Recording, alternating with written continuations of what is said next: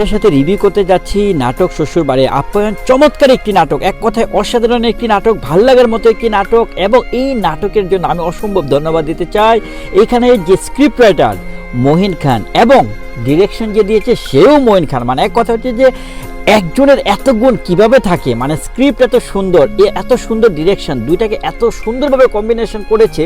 এক কথায় বলতে গেলে যে বার্গার, কেচাপ, ফ্রাইস, ড্রিঙ্কস সব একসাথে আপনারা পাবেন। মোট কথা হচ্ছে যে বিনোদনের সর্বোচ্চ বিনোদন যেটা, সেটা এই নাটকটিতে পাবেন। শ্বশুরবাড়ির আপ্যায়ন 10 on 10।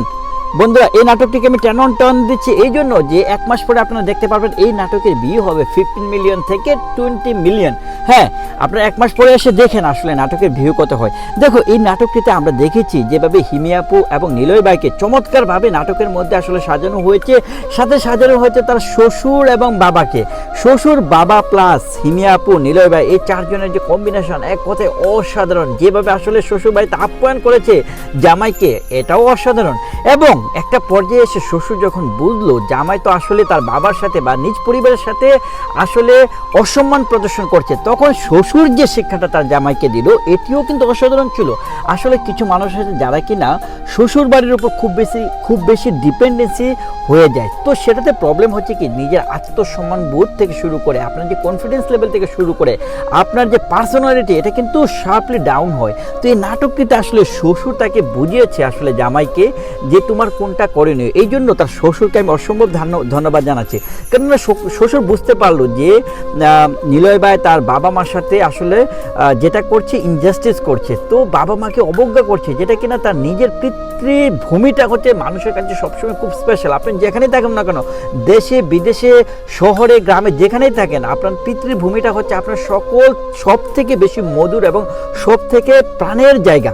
তো এই জিনিসটাকে যখন আপনি অবজ্ঞা করবেন, অবজ্ঞা করে যখন শ্বশুর বাড়িকে প্রায়োরিটি দিতে যাবেন, তখন আপনারা দেখতে পারবেন যে সোসাইটিতে মানুষ কতটা আসলে নিম্নগতিতে আসলে ডাউনফল হয়। তো এই বিষয়টাকে চমৎকারভাবে আসলে প্রকাশ করেছেন আমাদের মঈন খান ভাই এবং হিমি আপুর অভিনয় এক কথায় অসাধারণ। নিলয় ভাইয়ের অভিনয় এক কথায় অসাধারণ। এবং বাবার যে অভিনয়গুলা, বাবার অভিনয়, শ্বশুরের অভিনয়, কি বলবো আসলে তাদের অভিনয়ের কথা বলতে গেলে আসলে কিছু বলার নেই। নাটকটি যখন এক মাস পরে আপনারা দেখতে আসবেন, আবারও কেউ যদি চোখে পড়ে দেখতে পাবেন যে 20 মিলিয়ন ভিউ হবে।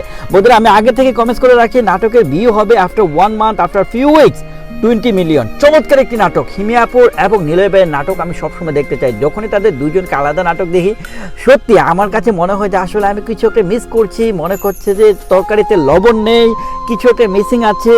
সত্যি কথা বলতে গেলে এই নাটকটি হচ্ছে যে full of package of burger, drinks, ketchup, fries, আমি যেটা প্রায়ই বলে থাকি, এই এক্সাম্পলটা আমরা প্রায়ই দিই। সো এই নাটকটি আপনাদের খুব ভালো লাগবে, অবশ্যই নাটকটি দেখবেন। 10 on 10। Thank you so much.